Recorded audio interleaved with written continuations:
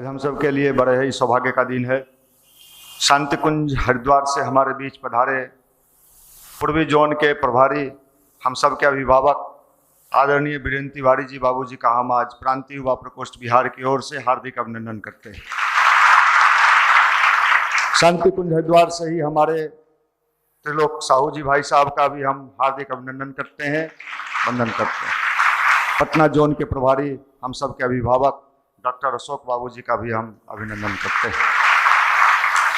आप जिस व्यक्तित्व को पीला धोती कुर्ता में देख रहे हैं, ये मात्र 17 साल की अवस्था में परम पूज्य गुरुदेव से दीक्षा ले लिए थे और 17 साल की अवस्था में गुरुदेव से दीक्षा लेके पूरे देश में जगह जगह जाके लोगों को जगाने का अभियान चलाया, लोगों को जागृत करने का अभियान चलाया, लाखों लोगों को नशा से मुक्त कराया, लाखों परिवारों को सही दिशा देने का काम किया और आज शांति कुंज हरिद्वार में आप जीवनदानी कार्यकर्ता के रूप में परम पूज्य गुरुदेव के सानिध्य में लंबे समय आपको रहने का अनुभव मिला। उनके साथ बहुत सारे विचार को सुनने का मौका मिला। हम लोगों ने तो गुरु जी को देखा भी नहीं, वंदनीय माता जी को भी हमने नहीं देखा, लेकिन हम सब सौभाग्यशाली हैं कि आज के टाइम में ऐसे व्यक्तित्व तो हम लोगों के पास हैं जिन्होंने देखा ही नहीं, उनके साथ रहा भी और उनके सारे चीज़ों को देख समझ के हम लोगों को बताने के लिए बैठे हैं। आने वाले समय में ऐसे लोग, जब सेकेंड थर्ड पीढ़ी आएगा तो उसको ये बताने वाला बहुत कम लोग मिलेगा कि हमने गुरु जी को देखा है। तो ऐसे व्यक्तित्व के धनी और ऐसे प्रतिभाशाली व्यक्तित्व हमारे बीच आदरणीय वीरेंद्र तिवारी जी बाबूजी बैठे हैं। आपका हम भाव भरा आमंत्रण करेंगे कि आप आए और हम युवाओं का आप मार्गदर्शन करें। आदरणीय वीरेंद्र तिवारी जी बाबूजी।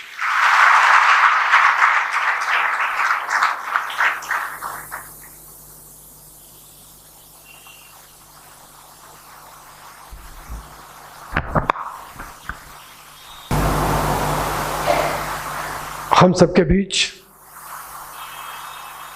उपस्थित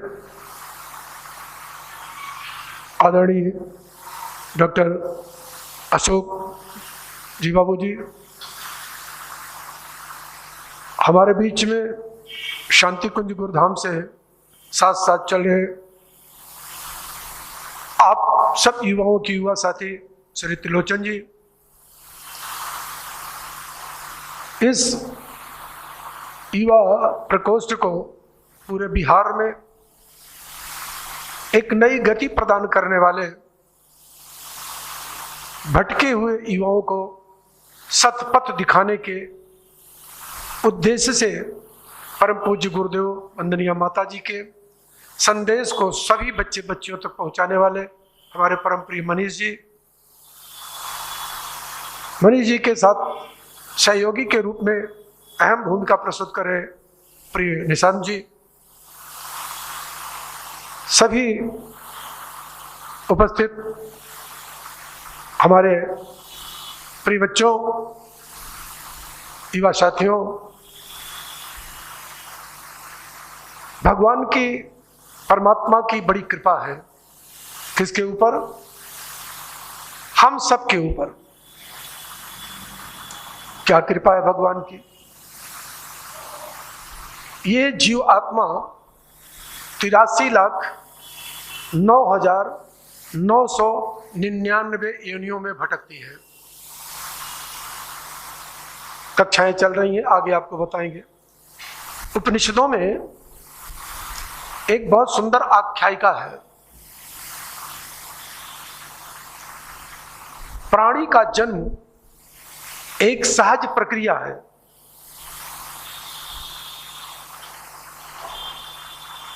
अब प्राणी में एक नन्ही चींटी से लेकर के विराट गजराज तक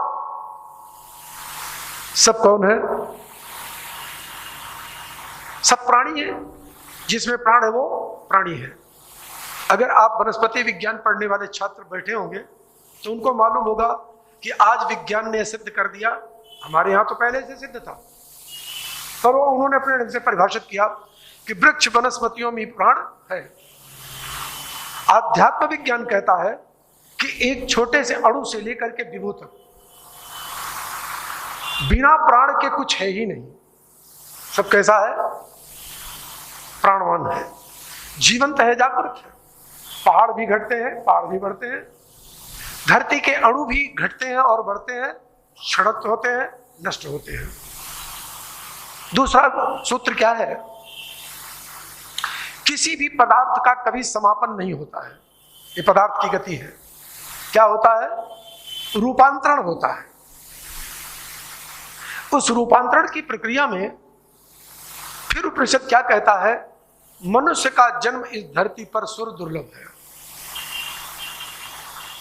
नर तन सम नहीं कौनि वदेहि, जीव चराचर जांचत जेहि, नर तन सम नहीं।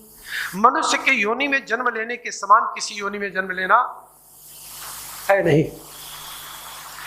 देवी देवता से लेकर के महापुरुष तक और ईश्वर से लेकर के जितने भी आप नाम गिना सकते हैं, वो सब भगवान से रोज प्रार्थना करते हैं, अगली बार मुझे मनुष्य की योनि में जन्म देना। क्यों प्रार्थना करते हैं? मनुष्य की योनि ही एक ऐसी योनि है जिस योनि को कर्म योनि कहा गया है। कौन सी योनि है ये? कर्म की योनि है। और मैं बहुत बड़ी बात आपको बताता हूं, आप तो सब मेरे बच्चे, क्या मेरे बेटे से भी कम उम्र के, बेटी से कम उम्र के हैं, आपको बताना चाहूंगा। कर्म करने की परमात्मा ने सबको खुली छूट दी है। कर्म करने पर कोई प्रतिबंध परमात्मा ने लगाया नहीं है। लेकिन यह ध्यान रखना बच्चों, फल के प्राप्ति में आज तक की सृष्टि में किसी का कोई अधिकार न रहा है और कभी रहेगा। कर्म हम करते हैं, फल का देने वाला कौन है? वो अरुणनीयम महतो महियाम है, ओमनी प्रेजेंट है। उसको कोई देख नहीं सकता, बता नहीं सकता, छू नहीं सकता, कह नहीं सकता, लेकिन कोई एक ऐसी सत्ता है जो सत्ता इस पूरे ब्रह्मांड की सारी गतिविधियों को चला रही है। बिना उसके इशारे के एक भी पत्ता हिलता नहीं है। तो चलाने वाला हमें कोई और, हम तो नहीं है चलाने वाले। मैं एक छोटी सी बात आपको बताता हूं। आप लोगों ने आचार्य विनोबा भावे का नाम सुना होगा, सुना है कि नहीं सुना है? आचार्य विनोबा भावे बालगोवा, विठोबा और विनोबा तीनों छोटे छोटे बच्चे थे, तीसरी चौथी कक्षा में पढ़ते थे। बहुत ऊंची कक्षा में नहीं पढ़ते थे। सवेरे उनको 9 बजे पाठशाला जाना होता था। सब गांव के बच्चे 7-8 बजे इकट्ठा हो जाते थे गांव के मैदान में, खेलते कूदते थे। जब स्कूल का समय होता था, माताएं या पिता बुलाते थे, दौड़ भाग कराते थे। जो मिला घर में खाया पिया, अपना थैला उठा स्कूल पाठशाला चले गए। आप लोग भी बच्चे हैं, जब आप जाते हैं घर से निकलते हैं तो माता, बहन, बेटी, बहू, घर में जो भी उसका रिश्ता है वो हमारे लिए कुछ बनाती है, हमको कुछ खिलाती है, खिला पिला करके पाठशाला भेजती है। और भी देखा है कि छोटे बच्चों को दोपहर के लिए, लंच के समय के लिए टिफिन भी दिया जाता है, टिफिन बॉक्स से लेकर जाओ। विनोबा, बालगोवा, विठोबा तीनों खेलने चले गए। मां ने घर में उस दिन घी के पराठे बनाए। देसी परदेसी घी आज आया है, उस समय तो घी माने घी, न कोई देसी था न कोई। सभी घरों में पशुपालन होता था, गाय भैंस बकरी रहती थी, दूध होता था, दही बनती थी, घी बनता था। और घर में आलू थी तो आलू की सूखी सब्जी बना दिया, जिसको बिहार में भुजिया कहते हैं। जब तक विनोबा बालगोवा लौट करके आए, घर में सवेरे का ब्रेकफास्ट ले, नाश्ता ले, टिफिन लेकर के स्कूल जाएं, उससे पहले 4 बच्चे गांव के दूसरे आ गए। विनोबा की मां ने बुलाया, आ बेटा आओ, सबको बैठा दिया। बड़ी ही धार्मिक प्रवृत्ति की थी और बड़ी ही दयालु, माता के गुण से परिपूर्ण। बैठा दिया, जितनी रोटियां पराठे बनाया था, जितनी सब्जी बनाई थी, वो सब उन्हीं 4 बच्चों को खिला दिया। खा करके बच्चे चले गए।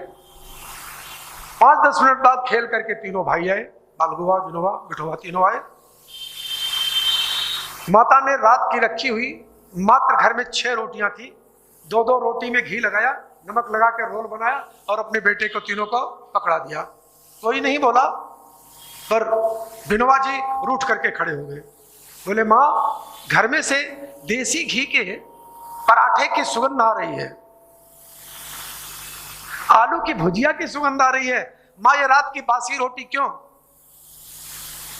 तो माँ ने उत्तर दिया, बेटा अभी तो ठंडी रोटी खा के इस पाठशाला चले जाओ, शाम को तुम लोगों को देसी घी की पूड़ी बना करके खिलाएंगे, तो अभी क्यों नहीं?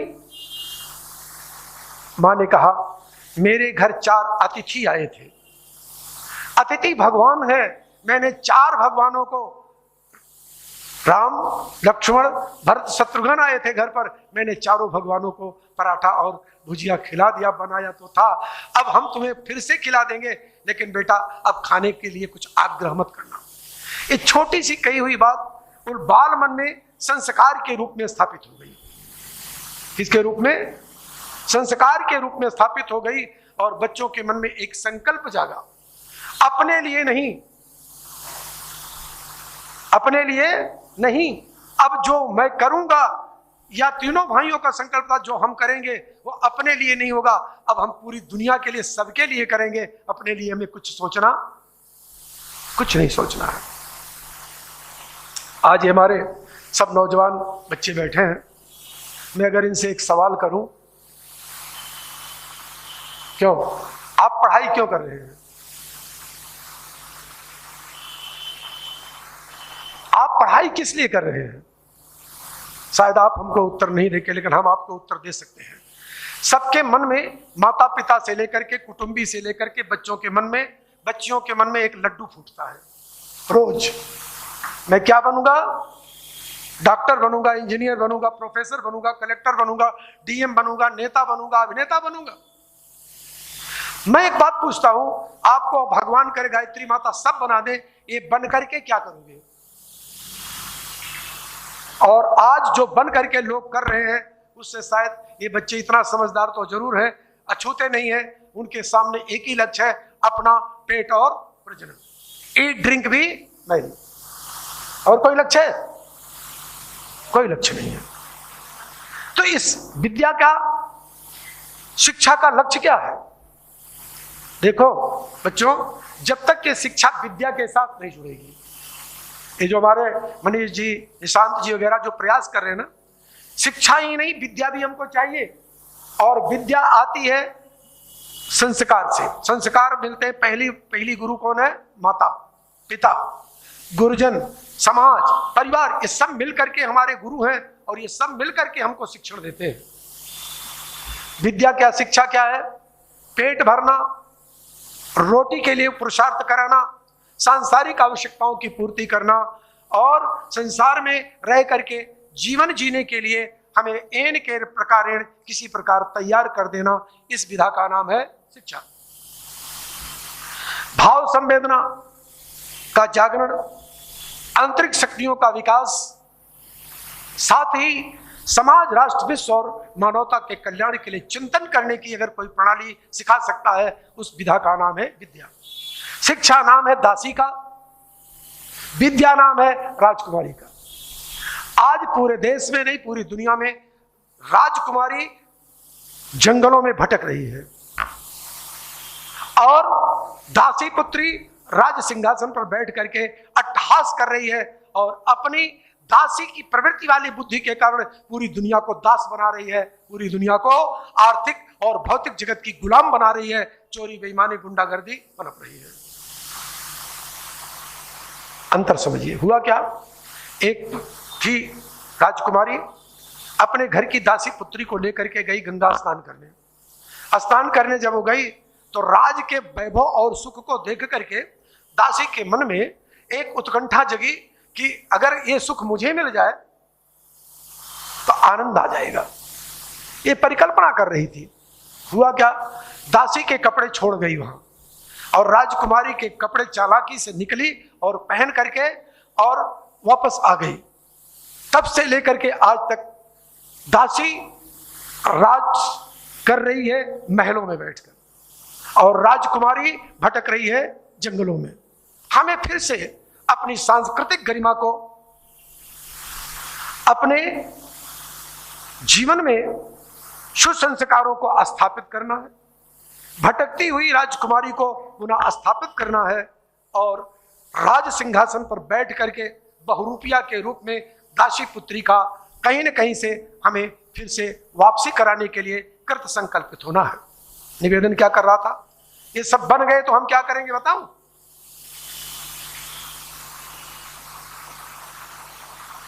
लोहा, चूना, सीमेंट, गारा, कंक्रीट जो किसी के भवन में लगना है, किसी के पुल में लगना है, किसी सड़क में लगना है, ट्रक का ट्रक लोहा, चूना, सीमेंट, गारा, मिट्टी, वो सब इसी इंसान के पेट में चला जाएगा।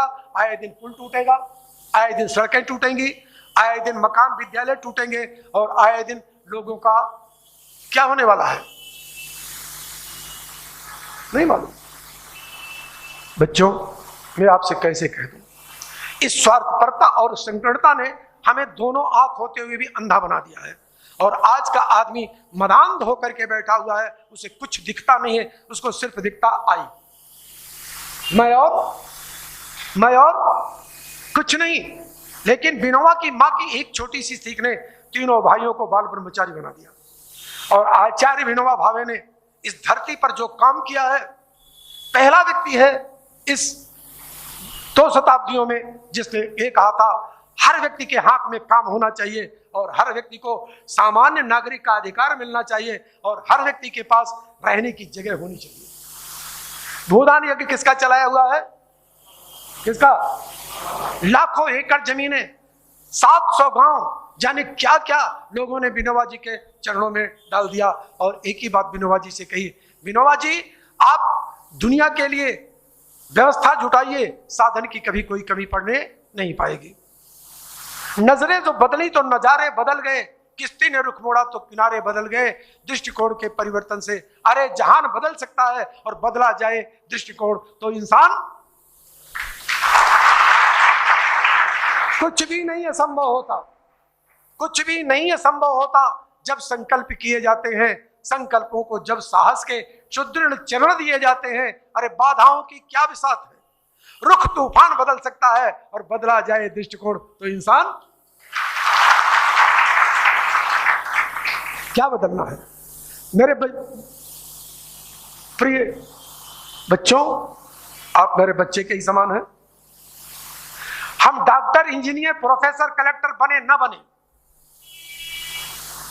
कोई चिंता की बात, कभी कोई चिंता मत करना और एक ही प्रार्थना करना, हे मालिक अगर मुझे कुछ बनाना है तो मुझे एक सच्चा इंसान बना दो। अगर हम इंसान बन गए, जिस दिन हम इंसान बन गए, मैं आपको विश्वास दिलाता हूं आप ना कुछ करके ना कुछ बन करके भी वो सब कुछ बन जाओगे जिसके लिए बड़े बड़े नेता, अभिनेता, कलेक्टर, डीएम, एसपी, बड़े बड़े लोग उनके चरणों में लौटते हैं और कहते हैं मुझे रास्ता बताइए। अरे विवेकानंद बन जाओ ना, दयानंद बनो ना, श्रद्धानंद बनो ना, शहजादानंद बनो ना। अगर बनने का मन है तो मैं आपसे बताता हूं भगत सिंह बनो ना, चंद्रशेखर आजाद बनो ना, तुलसी बनो ना, कबीर बनो ना, जायसी बनो ना।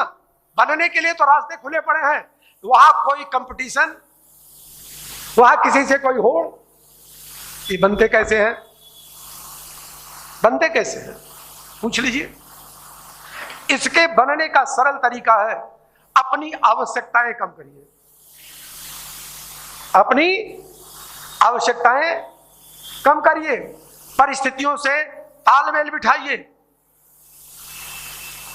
आवश्यकता कम करेंगे, परिस्थिति से तालमेल बिठाएंगे और सुखी समुन्नत जीवन के लिए अपना भाव भरा कदम बढ़ाएंगे।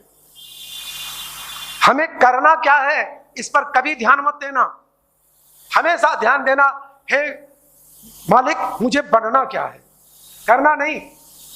क्या है? करना नहीं, बनना क्या है। और अगर आप बन गए, अच्छा चलो मैं पूछता हूं, विवेकानंद ने बताओ भारतीय संस्कृति का डंका भारत में बजाया कि भारत के बाहर भी? कहां बजाया? दुनिया के कोने कोने में। विवेकानंद से ज्यादा सम्मानित व्यक्ति पूरे भारत पर नजर डुलाइए, महामहिम राष्ट्रपति तक, क्या विवेकानंद से ज्यादा सम्मान उनको मिला है? भगत सिंह पर नजर डालिए ना, उनको ज्यादा सम्मान मिला किसी को क्या? चंद्रशेखर आजाद से ज्यादा सम्मान किसी को मिला क्या?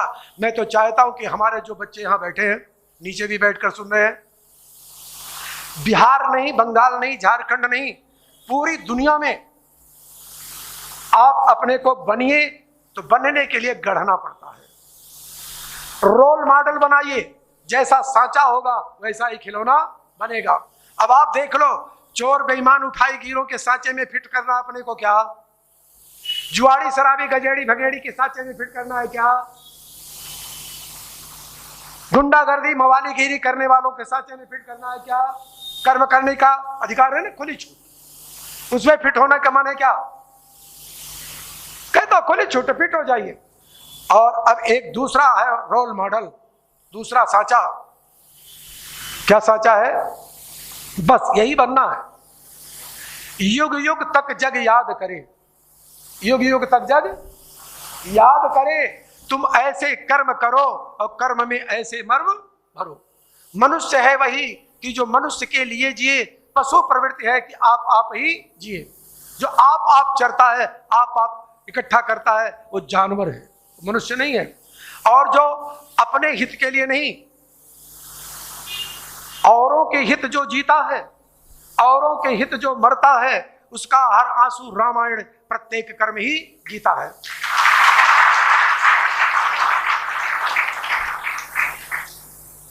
वह जीवन भी क्या जीवन है, वह जीवन भी क्या जीवन है जो प्यार किसी का पा न सके, जो प्यार किसी को दे न सके, जो प्यार किसी का प्या न सके, वह जीवन भी क्या जीवन है।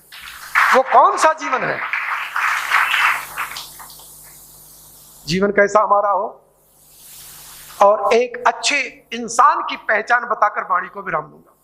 25 मिनट का था, 25 ही मिनट बोलूंगा। बोले गायत्री माता की। अगर ये सवाल किया जाए, इतने बच्चे बैठे हैं, अगर ये सवाल किया जाए कि सबसे अच्छा बच्चा कौन है? जो रोज मंदिर जाता है, जो रोज घंटी बजाता है, जो पीले कपड़े पहन लेता है, जो चंदन लगा लेता है, जो अमुक करता है, जो 3 बार नमाज पढ़ता है, जो गॉड की प्रेयर करता है, अमुक करता तमुक करता है, क्योंकि एक पहचान बताई गई है, ये सब जो करते हैं बहुत अच्छे आदमी हैं। सच बताओ, मैं तो कहता हूं लोगों से, तुम मंदिर जाओ, मस्जिद जाओ, गिरजा जाओ, गुरुद्वारा जाओ, प्रार्थना करो, चंदन लगाओ, पैंट पहनो, सूट पहनो, टाई पकड़ो, जींस पहनो, उससे मेरा कोई लेना देना, कोई लेना देना नहीं है। तो आप क्या कह रहे हैं? आप मंदिर गए तो धन्यवाद, मस्जिद गए तो धन्यवाद, गिरजाघर गए तो धन्यवाद, नहीं गए तो धन्यवाद, थैंक्स फॉर ऑल, बहुत बहुत धन्यवाद। और अगर किसी अच्छे विद्यार्थी, किसी अच्छे छात्र छात्रा या किसी भी दुनिया के अच्छे आदमी की अगर पहचान करनी है, तो जिसके बारे में आइडेंटिफाई किया जाए, क्या कहा जाए? यह बेटा अपनी माँ का सबसे अच्छा बेटा है, ये बेटा अपने पिता का सबसे अच्छा पुत्र है, अपने भाई का सबसे अच्छा भाई है, अपनी बहन का सबसे अच्छा क्यों भाई है, ये अपनी बहन है तो अपने भाई की सबसे अच्छी बहन है। ये हम ना कहें, जब हमें गांव मोहल्ला कहने लगे और ये कहने लगे, ये कर्मचारी, ये अधिकारी, ये अमुक अपने ऑफिस दफ्तर में अपने मोहल्ले का सबसे अच्छा व्यक्ति है, जिसके बारे में आइडेंटिफाई होता है, तो आप मानकर इसे चलना, दुनिया का सबसे अच्छा व्यक्ति है जिसके बारे में आइडेंटिफिकेशन। वो महल में रहता है कि झोपड़ी में रहता है, कार में चलता है कि मोटर में चलता है कि बंगले में रहता है कि पगडंडी पर सोता है, इससे कोई लेना देना है? कोई लेना देना? कोई लेना देना नहीं है। लेना देना किससे है? किससे? और यदि अपनी माँ के अच्छे बेटे हैं, अपनी बहन के अच्छे भाई हैं, पिता के अच्छे पुत्र हैं, कर्मचारी के अच्छे अधिकारी हैं, अच्छे नेता अभिनेता हैं, अच्छे पड़ोसी हैं, अच्छे मित्र हैं, तो मैं आपको बताता हूं, आपका जीवन परमात्मा सत्ता के मालिक के बहुत निकट है, और आपके द्वारा जो भी कर्म संपादित होगा वो सबके हित में ही होगा, अहित में नहीं हो सकता।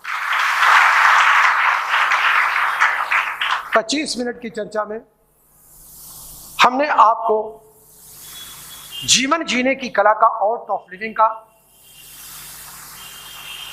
आपके चिंतन को यानी थॉट को पॉलिश करने का प्रयास किया है। इतनी बात में अगर आप सब हमारे बच्चे समझ सके हैं, हम आप सबको एक विश्वास दिलाते हैं, आप आज नहीं तो कल इस देश और राष्ट्र के सबसे अच्छे नागरिक बनकर के निकलोगे, घर परिवार को धन्य करोगे।